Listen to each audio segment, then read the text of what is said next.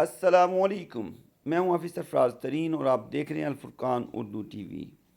دوستو، آپ کو پتہ ہے سورج اب تک کتنی مرتبہ ٹھہرا اور کس کس کے لیے ٹھہرا ہے؟ یہ سوال پوچھا گیا دارالعلوم دیوبند کی مفتیان کرام سے۔ سوال یہ تھا کہ ہمارے ساتھیوں میں یہ بات چل رہی تھی کہ کائنات کی تخلیق سے آج تک 4 مرتبہ وقت رکا ہے۔ نمبر 1، جب آپ صلی اللہ علیہ وسلم معراج پر تشریف لے گئے۔ نمبر 2، جب حضرت بلال رضی اللہ تعالی عنہ نے فجر کی اذان نہیں دی۔ نمبر 3، جب بی بی فاطمہ رضی اللہ تعالی عنہا کے سر سے دوپٹہ ہٹ گیا تھا اور 2 بال نظر آ گئے تھے۔ نمبر 4، جب حضرت علی کرم اللہ وجہہ کی عصر کی نماز قضا ہو رہی تھی۔ اس کی تحقیق مطلوب ہے، آیا یہ بات صحیح ہے یا اغلاط العوام میں سے ہے؟ جواب میں انہوں نے مفتی صاحب نے جو کہا وہ میں آپ کے ساتھ شیئر کیے دیتا ہوں۔ بسم اللہ الرحمن الرحیم۔ احادیث میں سورج یا وقت کے رکنے کے بارے میں 3 حضرات کے لیے ذکر ملتا ہے۔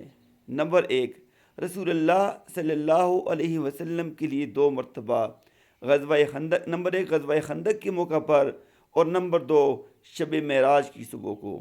یہ حدیث مسلم شریف میں موجود ہے، شرح نووی مسلم، یہ آگے جلد نمبر بھی آپ کے ساتھ شیئر کر دی ہے۔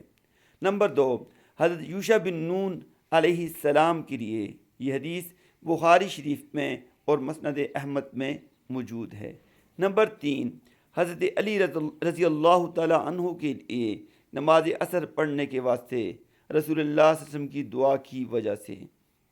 یہ حدیث الموجب الطبرانی میں موجود ہے۔ اچھا، یہ تو مختصر آپ کے ساتھ جو ہے یہ شیئر کی ہے، کیونکہ یہ حدیثیں بہت زیادہ لمبی ہیں، اس لیے پوری عبارت نہیں لکھی گئی ہے، صرف جو ہے حوالہ نمبر اور جلد نمبر بتا دیا ہے تاکہ آپ خود بھی دیکھ سکتے ہیں۔